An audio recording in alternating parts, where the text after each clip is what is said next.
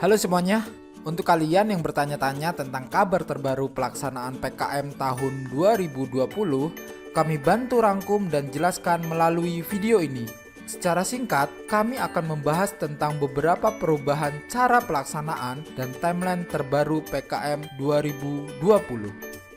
Terjadinya pandemi COVID-19 ini tentu menyebabkan beberapa perubahan pada pelaksanaan kegiatan PKM tahun 2020. Dan perlu kalian tahu, sebenarnya kalau teman-teman butuh informasi lebih detail, bisa lihat penjelasan lengkap di channel YouTube Kemahasiswaan Dikti tentang sosialisasi adendum panduan PKM 2020. Tapi durasinya lumayan panjang, ada 2 sesi lagi. Sesi pertama sekitar 3,5 jam dan sesi kedua sekitar 3 jam. Jadi totalnya sekitar lebih dari 6 jam. Untuk menghemat kuota, kami bantu rangkum sosialisasi tersebut ke dalam poin-poin penting yang akan segera kami informasikan. Oke, kita mulai pembahasannya. Kabar baiknya, program yang paling diminati mahasiswa se-Indonesia ini akan tetap dilaksanakan, namun dengan beberapa penyesuaian tentunya. Penyesuaian tersebut tertuang pada pedoman tambahan yang baru saja disusun bulan Juni tahun 2020. Jadi, untuk kali pertama, PKM memiliki 2 pedoman, terdiri dari pedoman utama yang sudah kita gunakan berisi panduan lengkap mulai dari pendaftaran, penilaian, hingga PIMNAS. Yang kedua adalah pedoman tambahan berisi tentang tata pelaksanaan PKM tahun 2020 terhadap kondisi pandemik COVID-19. Kami bantu sertakan link untuk mendownload pedoman di deskripsi.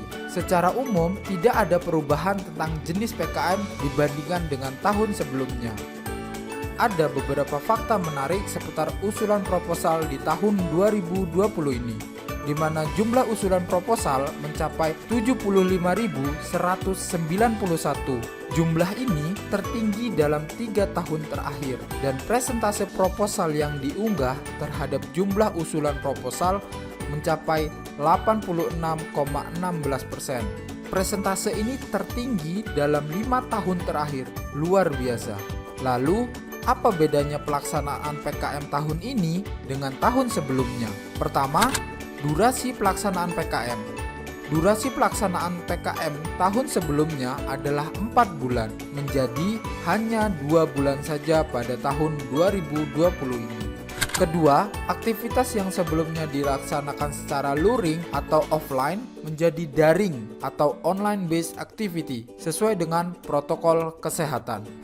Ketiga adalah luaran kegiatan. Luaran kegiatan yang sebelumnya merupakan physical based product atau produk fisik berubah menjadi digital based product atau produk digital. Yang keempat, yang perlu kalian garis bawahi adalah karena terjadi perubahan kegiatan menjadi aktivitas online, secara otomatis berpengaruh pada besaran pendanaan program, sehingga Dikti melakukan restrukturisasi pendanaan menjadi lebih rendah. Pada sosialisasi sesi 1, diberitakan perkiraan jumlah pendanaan yang sebelumnya maksimal 12,5 juta menjadi 3 juta rupiah dengan rincian kuota internet 100.000 kali 5 orang dikali 3 bulan atau senilai 1.500.000. Produk senilai 1 juta rupiah. Media penyimpanan soft file sebesar Rp500.000. Besar 3 juta rupiah ini belum bisa dipastikan karena pembicara pun hanya memperkirakan. Namun yang jelas terjadi penurunan nilai pendanaan karena hanya dilaksanakan secara daring atau online. Untuk timeline pelaksanaan sendiri yang perlu teman-teman catat adalah tanggal 16 sampai 30 Juni 2020 dilakukan kegiatan persiapan dan penyusunan pedoman tambahan PKM 5 bidang.